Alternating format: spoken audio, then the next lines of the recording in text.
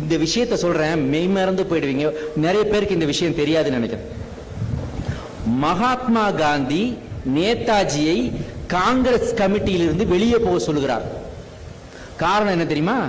மகாத்மா காந்தி சுதந்திரத்தை அகிம்சையின் மூலமாக, சத்தியாகிரகத்தின் மூலமாக, மிதவாதம் மூலமாக பெறணுங்கிற கொள்கை உடையவர். ஆனா நேதாஜி அடிக்கு அடி, உதைக்கு உத, ரத்தத்துக்கு ரத்தம், ஃபைட் பண்ணி வாங்கணும்டா சுதந்திரம் அப்படின்ற தீவிரவாதம் கூடம் உடையவர்.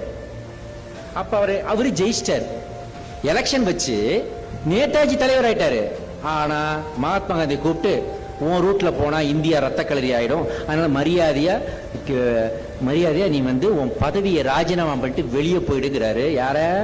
நேதாஜி. அவ்வளவு கோபமும் ரௌத்ர குணமும் ஃபைட்டிங் நேச்சருடைய நேதாஜி. அதுதான் தலைவனின் பண்பு. தன்னுடைய சொந்த உணர்ச்சியை அவர் காட்டல. அவர் என்ன பண்ணாரு? சைலண்டா அதுல இருந்து விலகி ஆல் இந்தியா ஃபார்வர்ட் பிளாக் என்ற அமைப்பை ஆரம்பிக்கிறார். ஆல் இந்தியா ஃபார்வர்ட் பிளாக் என்ற அமைப்பை ஆரம்பிக்கிறார். அதன் பிறகு ஜப்பானுக்கு போய் இந்தியன் நேஷனல் ஆர்மி INA என்ற அமைப்பை ஆரம்பிக்கிறார். அப்போ அதுல ஒரு விஷயம் இருக்கு. நேதாஜி சொல்றாரு, எனக்கு இன்னொரு பிறவி என்று ஒன்று உண்டென்றால், நல்லா கேளுங்க, எனக்கு இன்னொரு பிறவின்னு ஒன்று இருக்கணும்னா நான் இந்தியாவில் தமிழ்நாட்டில் ஒரு தமிழனாக பிறக்க விரும்புகிறேன்னு சொன்னார். அது ஏன் சொன்னார் தெரியுமா? அவர் INA ஆரம்பித்து அந்த INA படைக்கு ஆள் திரட்டிய போது, எது பிரிட்டிஷ் நம்மளை ஆண்டுகிட்டு இருக்கான், அவன்கிட்ட துப்பாக்கி இருக்கு, குண்டு இருக்குது, அவன்கிட்ட விமானங்கள் இருக்குது, அவனை எதுக்குறதுக்கு இந்தியாவுக்குள்ளே படை திரட்டுகிறார் நேதாஜி. அப்ப அதுல போய் சேர்ந்தது யார் தெரியுமா? வீர குணம் கொண்ட தமிழர்கள் தான்.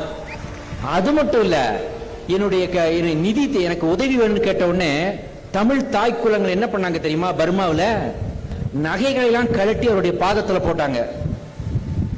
அப்ப அவர் என்ன சொன்னார் தெரியுமா? எனக்கு இதெல்லாம் வச்சு நான் என்னமா பண்ண போறேன்? நான் இந்தியாவோட சுதந்திரத்துக்காக போராடுறேன். உங்கள் வீட்டில் ஒரு மகன் இருந்தால் அவனை எனக்கு தாருங்கள்னு சொன்னார். உங்கள் தமிழ் மகன் ஒருத்தன் இருந்தா அவனை கொடுங்க, அவனை வச்சு நான் இந்தியாவுக்கு சுதந்திரம் வாங்கி தரேன்னு சொன்ன நேதாஜி. முதல்ல INA-க்காக ரேடியோ பண்றாங்க. அந்த வானொலியில மகாத்மா காந்தியை பற்றி நேதாஜி எவ்வளவு வேணாலும் திட்டி இருக்கலாம். மகாத்மா காந்தியை தேச பிதா என்று முதலில் சொன்னதே நேதாஜி தான். தேசப்பிதான்ற வார்த்தையை சொன்னதே நேதாஜி தான்.